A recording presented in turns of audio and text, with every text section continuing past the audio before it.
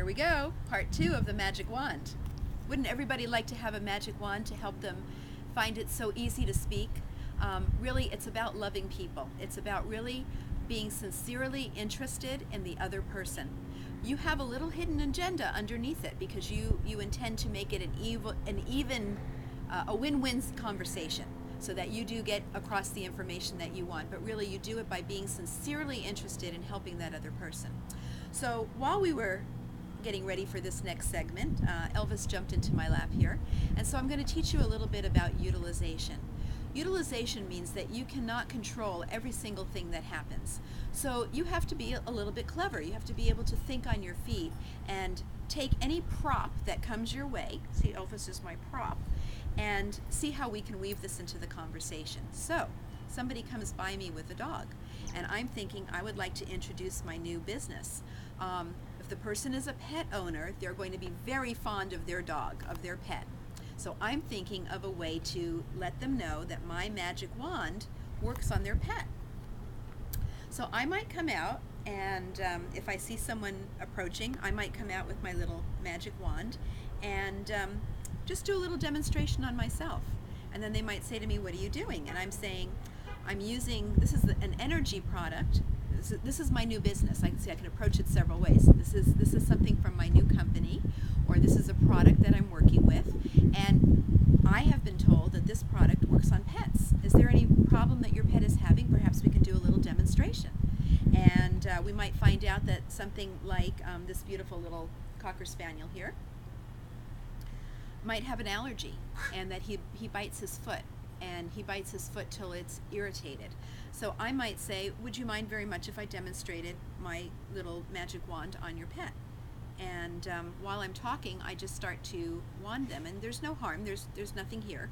There's nothing here that's going to irritate them. What do you think about that, Elvis? And so I'll demonstrate to them how using the wand. You like that, Elvis? Yeah, see, he likes it. He likes how that feels, and that's what we find with pets, is that they really like how it feels. And pets don't have any idea in their mind about whether or not something works. It either works for them or it doesn't. So I'm utilizing the fact that somebody approached me and they have a pet. So hopefully you're getting my point. Hopefully I'm being clear about this. But I'm giving them a benefit. I'm not asking for anything in return. I'm demonstrating how my product is going to benefit their pet. And so what I'm doing is, if you picture point A and point B, I'm taking any 2 points and I'm figuring out a way that I can make one sentence as an introduction that will bring those 2 points together. And I do that with each person that I meet. So if the person has a dog, I think to myself, how can I make a conversation between myself and their dog? If somebody's working in the technology store, I figure out, how can I make a bridge between my product and the technology person? So sometimes I might go into a pet store, and I might bring out my product and figure out a way that I can demonstrate until somebody, and I do it until somebody asks me a question. All I need is for them to ask me a question, and I always come in with the idea of service in my heart. Let's see, another way that we can start. I'm thinking of other circumstances, because I've been very excited since I've gotten my little magic wand here, and because I'm so excited about this and I see the benefit, how it helps people, I'm always thinking about ways that I can introduce it. Someone came into my home today, and you might see people who have the little oxygen mask on, and I know that means that maybe they have emphysema or some kind of an illness that has reduced their lung capacity. And I'm thinking back to a demonstration that I saw last week with a man who had come in with the machine on and went out a week later. He still is not using his breathing. He's not having to be hooked up to his oxygen because of the benefit of my product. So when this woman was in my home, I asked her about the oxygen, and I told her, I said, this is a remarkable thing. I saw somebody last week who was able to stop using his breathing apparatus. Would you be interested in knowing about that? Well, of course she would be interested in knowing about that. I'm asking her just a very obvious question. And so we started, while I was talking, I just started wanding her as I described. Well, have you heard about 0 point energy?